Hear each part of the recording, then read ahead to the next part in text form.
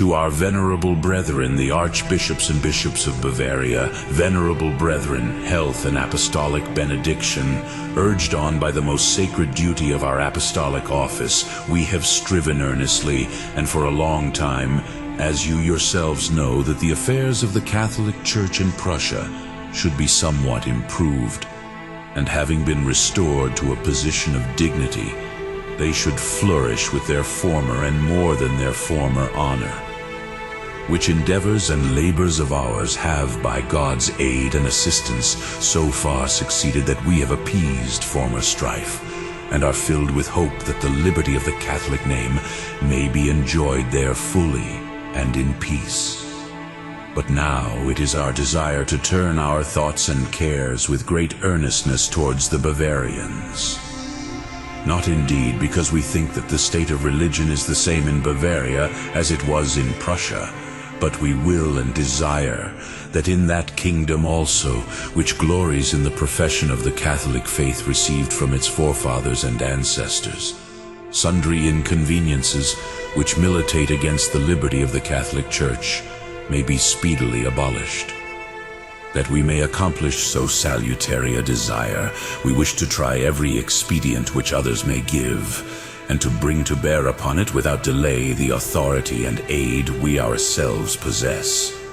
And we also especially call upon you, O venerable brethren, and upon all those in Bavaria who by your operation have become our dear children,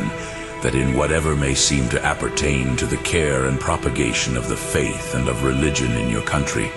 we may communicate with you so far as is in our power, giving you counsel concerning them and confidently urging them on the rulers of the state. In the sacred records of Bavaria are many circumstances, but we recall things unknown to you, concerning which the Church and the state may unite in a common joy. For the Christian faith, from the time when its divine seed was sown in the bosom of your country by the care and great diligence of the holy abbot Severinus, who stands out as the apostle of the country between the Danube and the Alps, and of other preachers of the gospel, sent forth and fixed its roots so deeply that thenceforward it has never been utterly eradicated either by the barbarity of superstition or the revolution and change of public affairs. Wherefore it came to pass about the end of the 7th century that when Rupert, the holy bishop of Worms, at the invitation of Theodore, Duke of Bavaria, went forth to stir up and increase the Christian faith in those parts, he found indeed many, both professors of the faith and others desirous of embracing it, even in the midst of superstition. But that most excellent Prince Theodore himself, inflamed by zeal for the faith, undertook a journey to Rome and prostrate at the tombs of the holy apostles, and, at the feet of the august vicar of Jesus Christ, first afforded a most noble example of piety and of the union of Bavaria with this apostolic see, which other excellent princes afterwards religiously followed. At the same time, Cardinal Martinianus, Bishop of Sabina, was sent as legate to Bavaria by the Holy Pontiff Gregory II, who brought aid and assistance in Catholic affairs, with whom were associated Georgius and Dorotheus, both cardinals of the Roman Church. Not long afterwards, Corbinianus, Bishop of Munich, a man renowned for his holiness of life and contempt of the world, who confirmed and increased the effect of the apostolic labors of Rupert by an equal amount of labors, set out to visit the sovereign pontiff at Rome. But he to whom beyond others praise is certainly due, in that he nourished and cherished the faith in Bavaria, is Saint Boniface, the Archbishop of Mayence, who also is celebrated in an undying and most trustworthy account as the father of Christian Germany, its apostle and martyr. He fulfilled the office of legate to the Roman pontiffs Gregory II and III, and Zachary, in whose favor he stood high, and in their name and by their authority he divided the country of Bavaria into dioceses, and thus, having constituted a regular hierarchy, handed on the faith which had been planted there to future generations. St. Gregory II, writing to Boniface himself, says, "The field of the Lord, which was lying waste, and had grown unfruitful through infidelity with the thorns of thistles, being tilled by the plowshare of thy doctrine, has received the seed of the word, and brought forth an abundant harvest of faithfulness." From that time, the religion of the Bavarians remained safe and sure through all changes in civil affairs, although in course of time very sharply tried. For indeed there ensued those broils and contentions of the empire against the priesthood which were so bitter, enduring, and destructive. In these, however, there was more to rejoice than to sadden the Church in Bavaria. For with the most perfect unity they stood by Gregory XI, the lawful pontiff, the unbridled violence of the contenders moving them to neither side, and in vain threatening them, and what was very trying, a long time afterwards, being in no way moved either by the power or attacks of the followers of Novatus, they always religiously observed the integrity of their faith and their ancient alliance with the Roman Church, which courage and firmness of your fathers is to be the more lauded because this new sect had brought into subjection nearly all their neighbors. Indeed, to the Bavarians who lived in those unhappy times are very applicable the words of merited praise contained in a letter to their rulers, which the above named Gregory II had addressed long before to the Catholics of Thuringia, who had been imbued with the Christian faith by Saint Boniface. Acknowledging the constancy of your firm faith in Christ, which is well known to us, since when the pagans endeavored to force you into an idolatrous worship, you replied in the fullness of your faith that you would rather die than violate that faith in Christ which you had once for all received. Filled with all joy, we give thanks as is right to our God and Redeemer, the giver of all good things, by the assistance of whose grace we desire to raise you to still better and greater things, that for the strengthening of the intention of your faith, you may cleave with earnest minds to the Holy Apostolic See, and so far as the needs of our holy religion demand, you may receive consolation from this Holy Apostolic See, so well remembered by you as the spiritual mother of all the faithful, as indeed it is fitting that the joint heirs of a kingdom should receive from their royal parent. But although the grace of our merciful God, which in former times preserved and most graciously embraced your nation, bids us to argue well and be of good hope for the future, nevertheless we ought to strive, so far as lies in our power, to do that which will be most efficacious in healing the wounds which our religion may have received, or in warding them off while still threatening us, so that our holy Christian doctrine and code of morals may daily spread and bear fruit more largely. This we do not say as though the Catholic faith were in want of greater and less timid defenders among you, for we know well, venerable brethren, that you, together with the larger and better part both of those in sacred orders and others, are by no means idly callous to the contests and dangers with which your church is surrounded. Therefore, as our predecessor Pius IX, in his most loving letters addressed to the bishops of Bavaria, praised in the highest manner the great earnestness they displayed in preserving the sacred rites of the Church, so we also freely and openly give well-deserved praise to each one of those who have bravely undertaken and carried out the defense of their ancestral faith. But when our provident God allows his Church to be vexed with grievous storms, He himself justly demands from us dispositions and powers more prepared to assist her.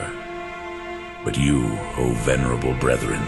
each one equally with us, behold with grief the strange and unhappy times upon which the Church has fallen. You were amongst the first to notice the conditions in which you are placed, and the difficulties with which you have to contend.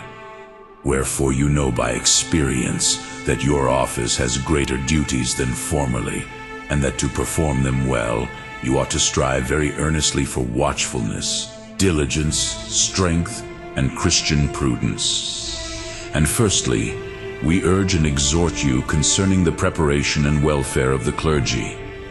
For the clergy are like an army,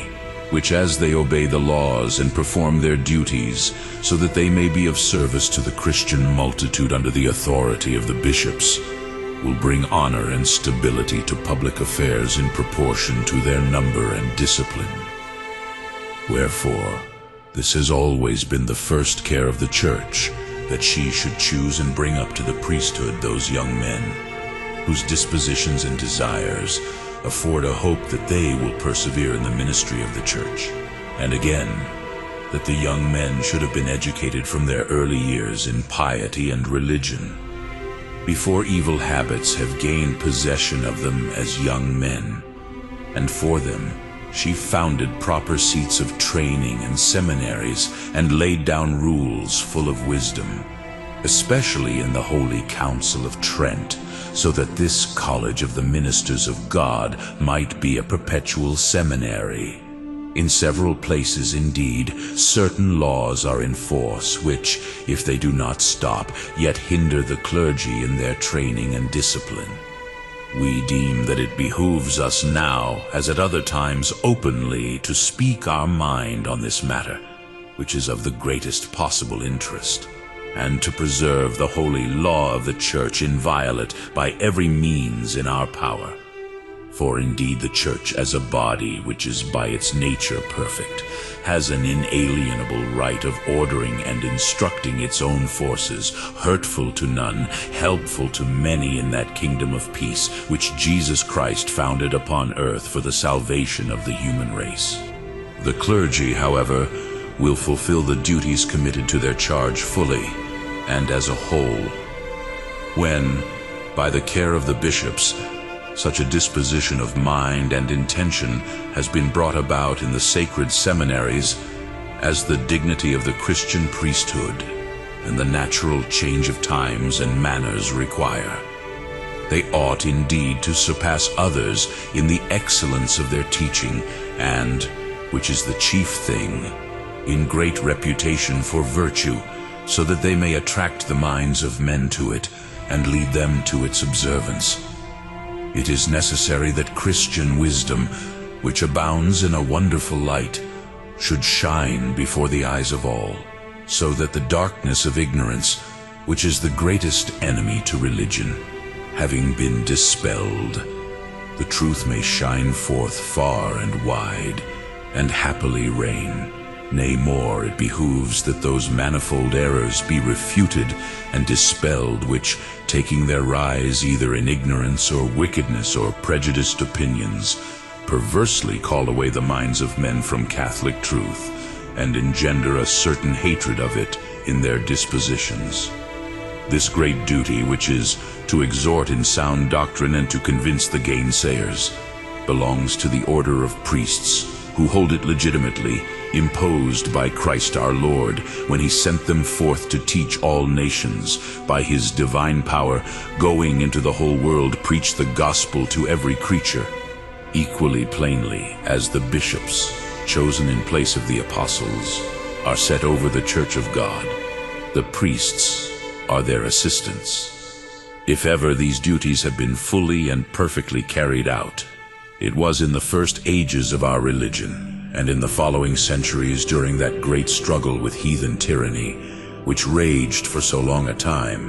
whence the priestly band and the most holy order of fathers and doctors, whose wisdom and eloquence will be ever held in memory and admiration, obtained their great glory.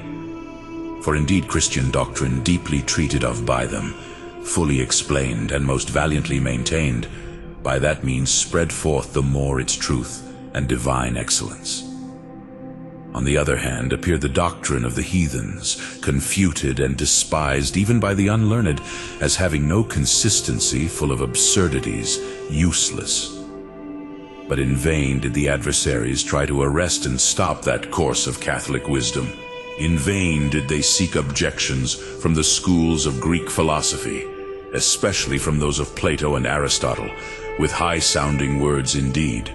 For our champions, declining not even that kind of contest, applied themselves to the learning and study of the heathen philosophers. Having examined with the greatest diligence what each one of them had professed, they took these things into consideration one by one. They examined them, they compared them. Many things were rejected or corrected by them. Not a few were justly approved of and accepted. They also discovered and established by them that those things which are proved to be false by human reason and intelligence are in the same manner opposed to Christian doctrine, so that he who withstands and opposes this doctrine, of necessity equally withstands and opposes reason. Contests of this kind were entered into by our fathers, and splendid victories obtained, and these were achieved not only by the virtue and arms of faith, but also by the aid of human reason, which indeed, guided by the light of divine wisdom, entered boldly upon the path of truth, from ignorance of many things, and as it were out of a forest of errors. This admirable agreement and consent of the faith with reason, although it has been honored by the learned works of many,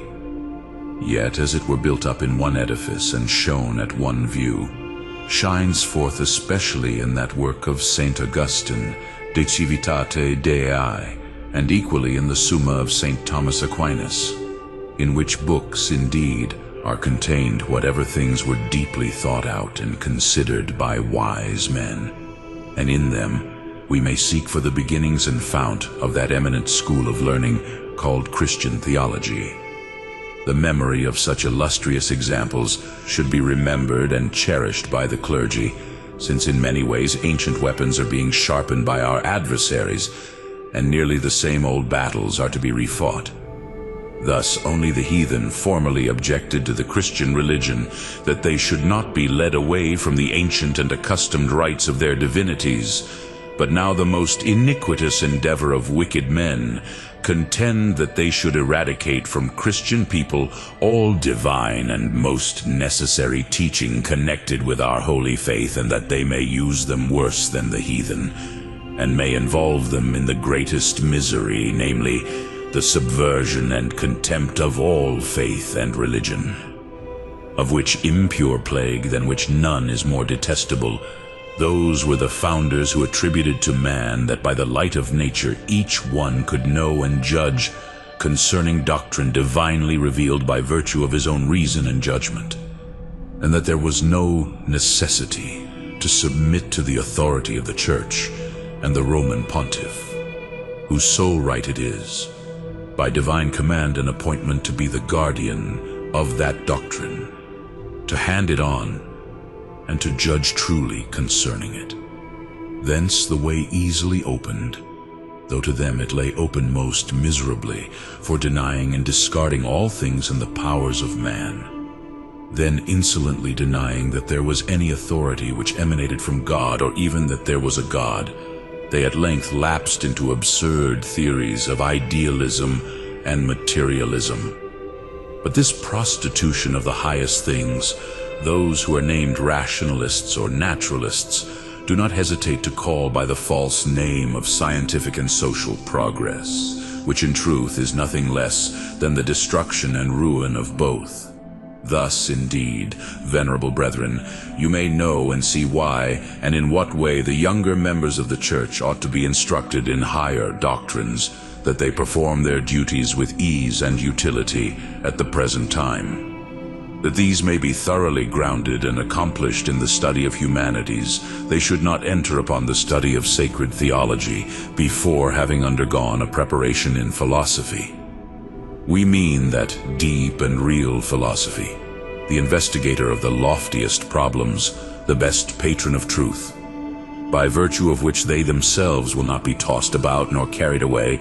by every wind of doctrine, by the wickedness of men, by the craftiness by which they lie in wait to deceive, and will enable them to give to other doctrines the aid of truth, by the discussion and refutation of captious and deceptive theories. With this object we have already advised that the works of the great Aquinas should be in their hands, and should be constantly and carefully explained, and we have often laid stress upon the same thing with solemn words. And we believe that the best fruits are thence received by the clergy, and we shall confidently look for fruits still more excellent and abundant. Indeed, the method of the angelic doctor is admirably adapted for training minds, wonderfully fitted for use in making comments, in philosophizing, in discoursing forcibly and incontrovertibly. For it shows clearly each subject connected one with another in a continuous series, all however joined together and fitting into each other, all leading to the highest principles. Then it raises one to the contemplation of God, who is the efficient cause and strength and highest type of all things,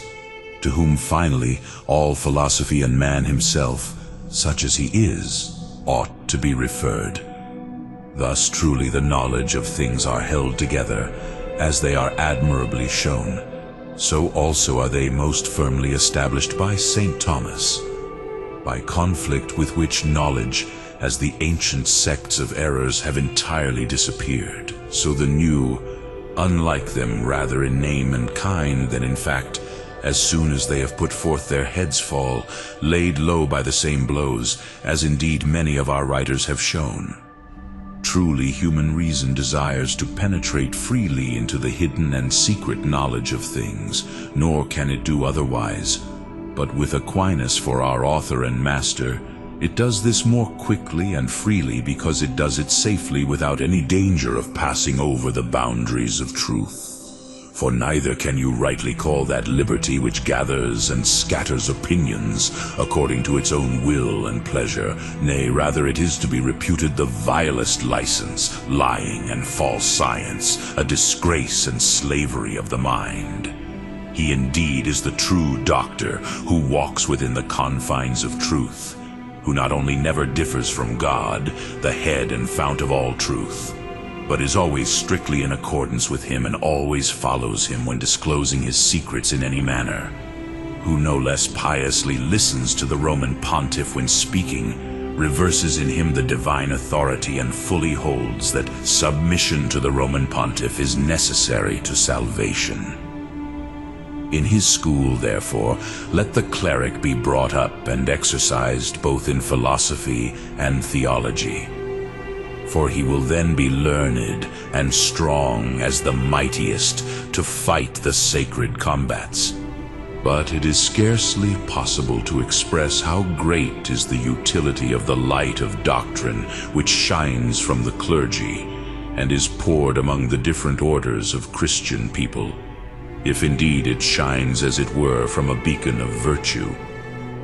For in the precepts which tend to the correction of men's morals, the acts of their masters are of more avail than their precepts, nor will any easily feel confidence when dealing with one whose deeds do not accord with his words and precepts.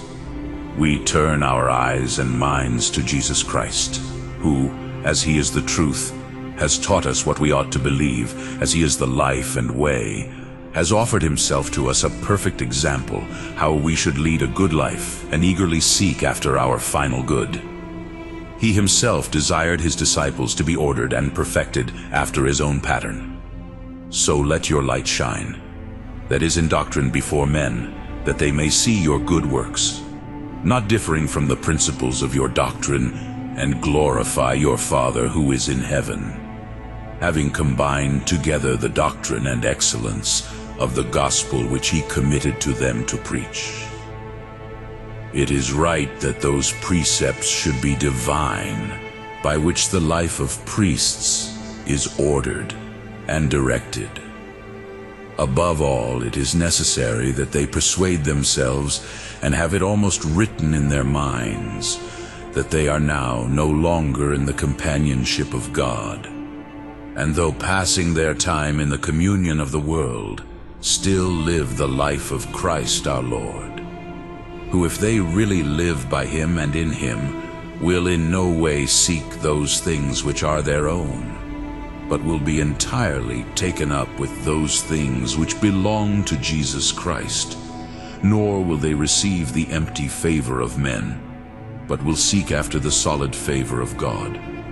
They will, moreover, abstain from and abhor these lower and contemptible things, and industriously trying to become rich in heavenly blessings, will generously and gladly pour them forth, as is the part of holy charity. Further, they will never permit themselves to oppose or prefer their own to the judgment and will of the bishops, but by obeying and giving way to them as bearing the person of Christ, they will obtain most happily in the Lord's vineyard abundance of most choice fruit, which will remain with them forever.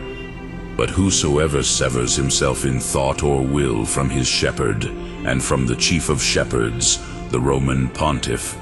is in no way joined to Christ. He that heareth you heareth me, and he that despiseth you despiseth me. But whosoever is separated from Christ scatters rather than gathers together. Whence, moreover, is evident the kind and measure of consideration due to men who are placed in positions of public authority.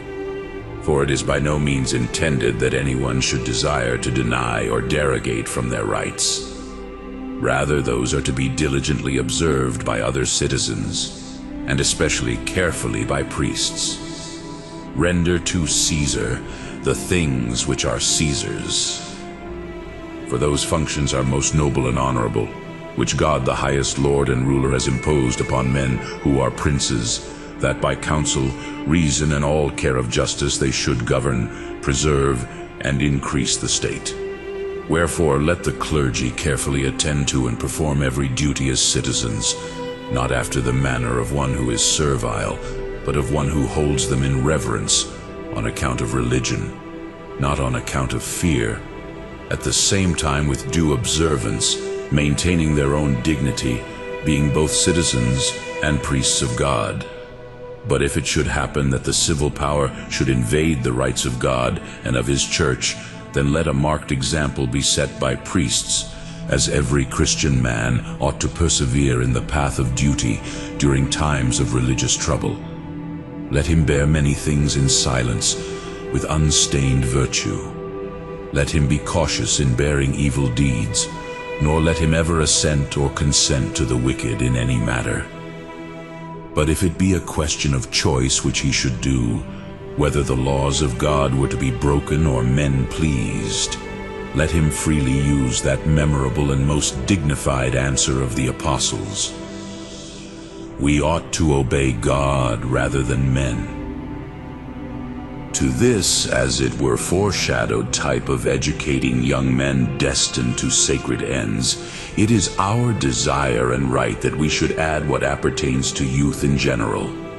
For we are exceedingly anxious as to its education, that it should be rightly and very fully carried out, both as regards mental culture and training the disposition.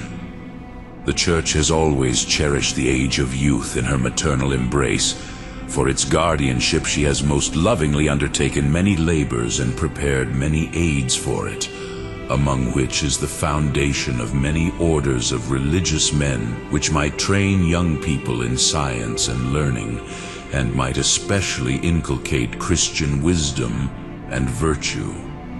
Under such auspices it would come to pass that piety towards God would easily imbue their tender minds, after which the duty of man towards himself, his neighbor, and his country having been duly set before them, there is every hope that they would bring forth fruit in due season, There is therefore a just cause of grief to the Church when she sees her little ones torn away from her at the tenderest age and forced into schools where either the knowledge of God is passed over in silence, or but a maimed and perverted idea of it taught, where there is nothing to stem the torrent of error, no faith in divine revelation, no place where the truth may defend itself, but truly to forbid the Catholic Church to use her influence in the abodes of science and literature is most injurious, since the duty of teaching religion, that subject indeed which no man careful of his eternal salvation can neglect, has been given by God to his Church. But to no other society of men has it been given, nor can any other association take it for itself. She therefore claims it as her undoubted right, and complains when it is neglected. Further, we must beware, and the greatest care should be taken, that in schools which have either wholly or partially cast aside the authority of the Church, the young should incur no danger,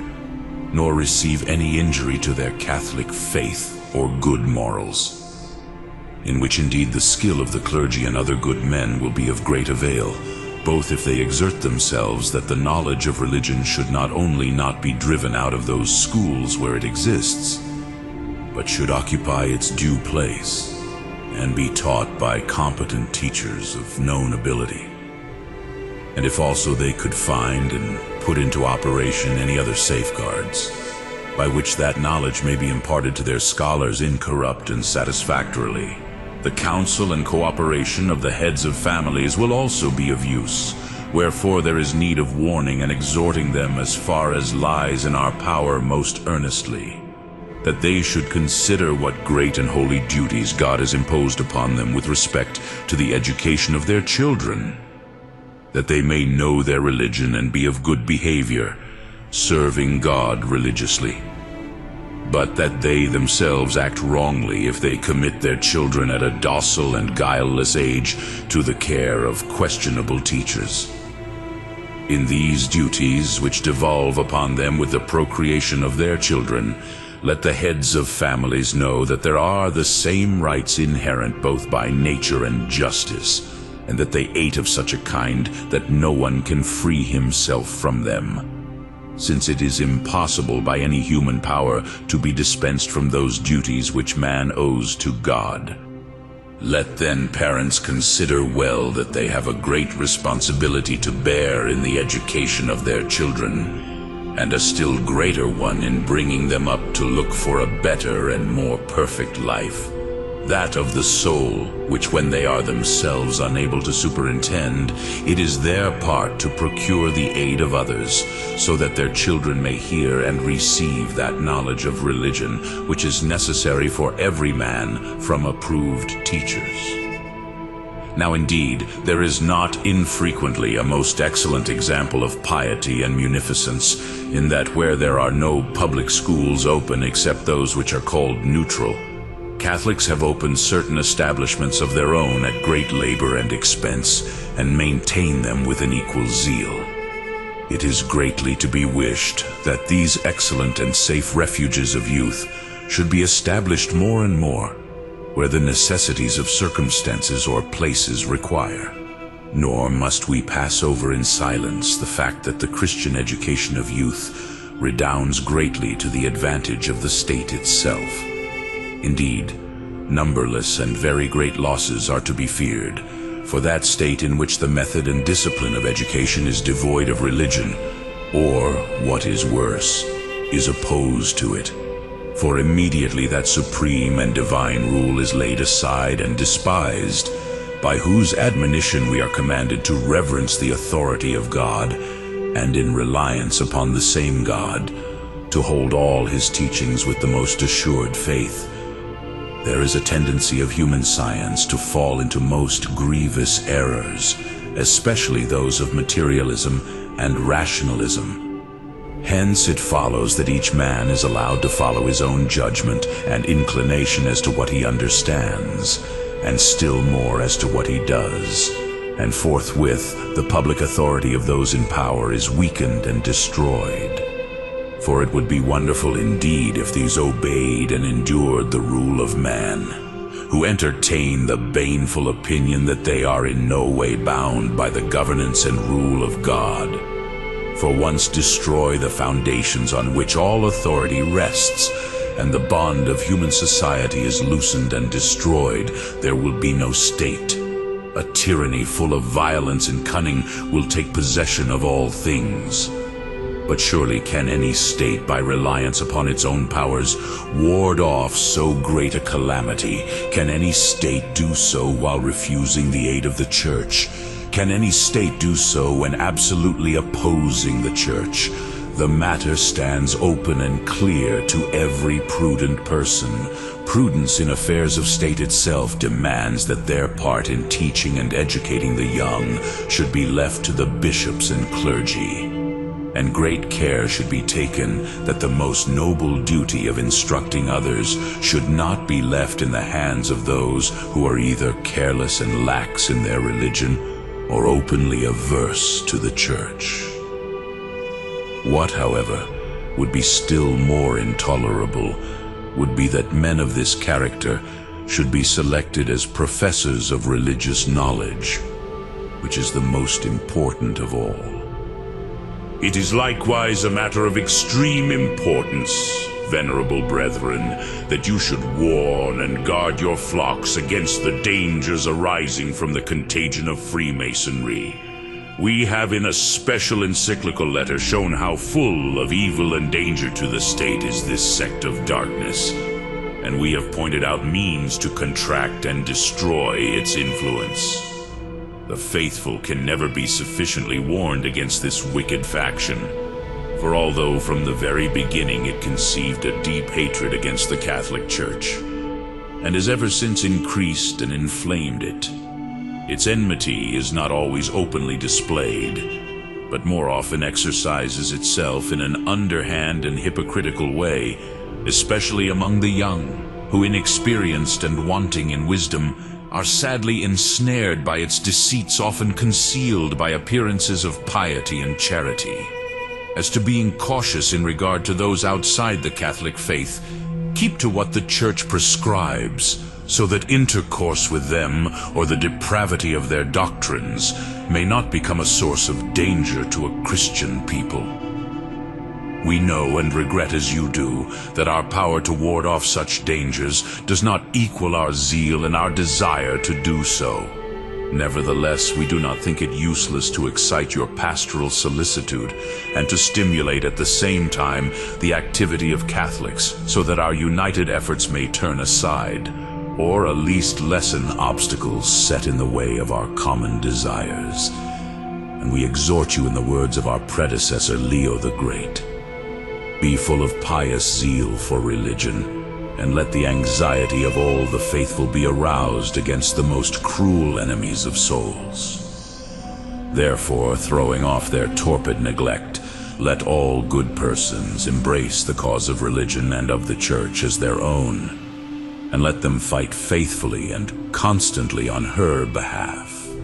Too often the wicked are confirmed in their wickedness and their power for evil, and win the day by the sluggishness and timidity of good persons. The efforts and zeal of Catholics have not indeed always the effect intended and to be expected, but at heart they serve to restrain the enemy, and at the same time to encourage the feeble and timid, even without counting the advantages gained from the satisfaction of having fulfilled a duty. Moreover, we are not ready to admit that the zeal and activity of Catholics cannot attain their end if properly guided and with perseverance. For it ever has chanced and will happen that enterprises most surrounded with difficulties end happily, provided, as we have said, they are carried out with courageous energy, guided and aided by Christian prudence.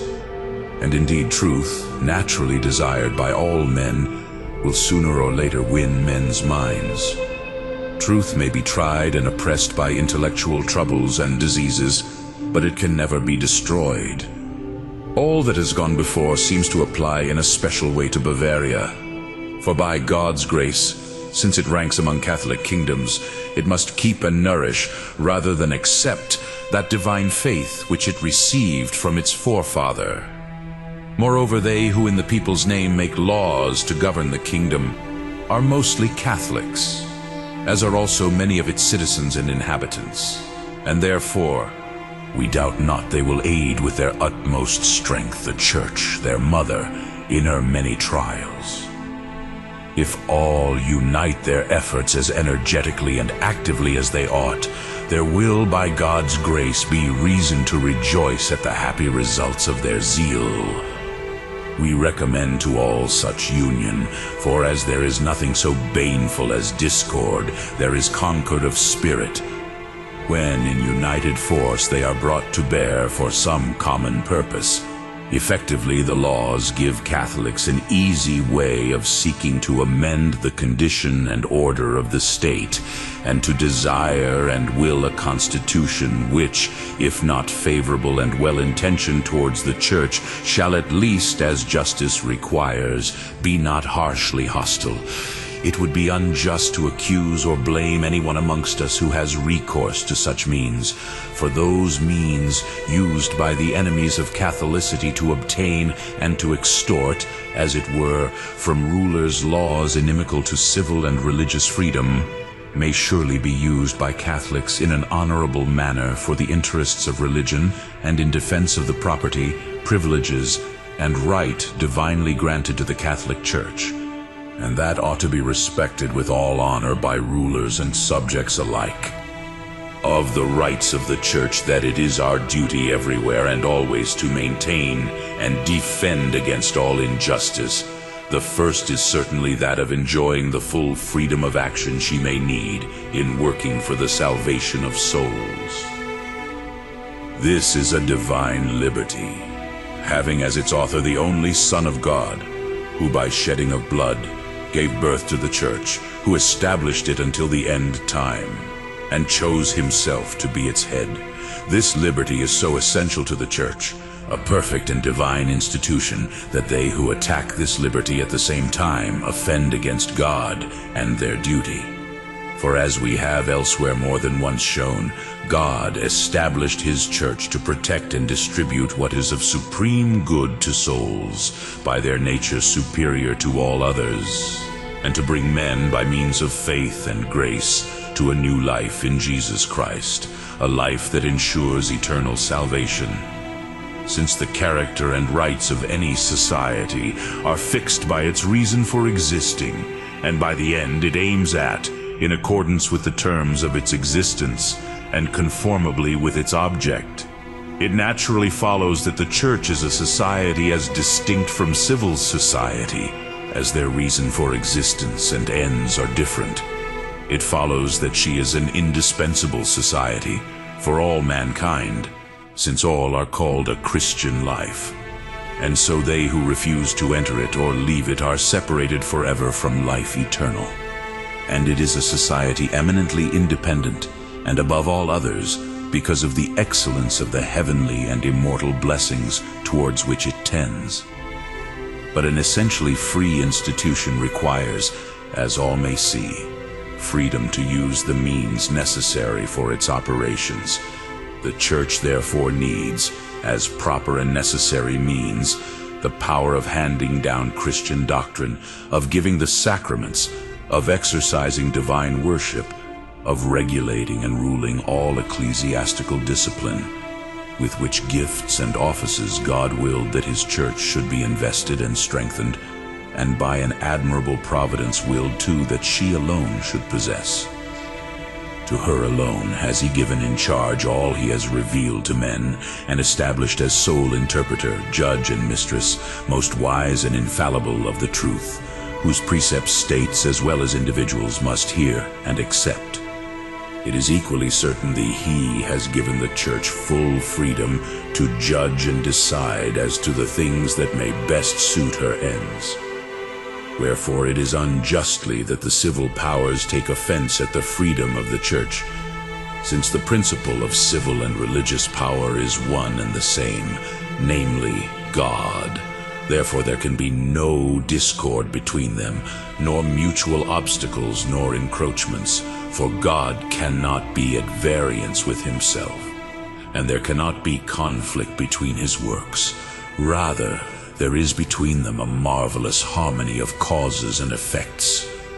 It is clear likewise that when the Catholic Church, obeying her Master's will, carries far and wide her standard among nations, she does not invade the territory of the civil power and interferes with it in no way, but, on the contrary, protects and guards those nations. Just as the Christian law does not cloud the light of human reason, but adds to its brilliancy by turning it aside from falsities into which human nature easily falls, or in opening to it a newer and wider intellectual horizon. In regard to Bavaria, arrangements were made between the Holy See and that country, which were ratified and made binding by reciprocal treaties. Although the Holy See granted great concessions in making a convention touching its rights, nevertheless, in its wonted manner, it has religiously kept the whole of these arrangements, and has never done anything that might give rise to conflict. Wherefore it is earnestly to be hoped that they may be faithfully kept on both sides, not only according to the letter, but according to the spirit in which they were made. Once indeed this harmony was broken, but a decree of Maximilian I restored it, and Maximilian II confirmed it in a fair and just manner by sanctioning some opportune modifications. These modifications have, however, we know, been lately abrogated. We, nevertheless, on account of the religious prudence of the prince who governs the kingdom of Bavaria, are confident that he who inherits the rank and faith of the Maximilians will himself safeguard Catholic interests by removing obstacles that bar their way, and that he will favor their development. Consequently, the Catholics, who form the majority of the people, and whose love of country and respect for authority are conspicuous, if they see that in a matter of such moment their desires are taken into account and satisfied, will increase their love and respect for a prince, as sons for their father, and following his counsels for the welfare and honor of the kingdom, they will fulfill them to the uttermost limits of their power. Such, venerable brothers, is what the duty of our apostolic office compels us to say to you. It only remains to implore in common and with assurance the help of God, and to this end let us take as our intercessors the ever-glorious Virgin Mary and the heavenly patrons of Bavaria, so that he may hear our united prayers and graciously grant to the Church peace and freedom, and that, thanks to him,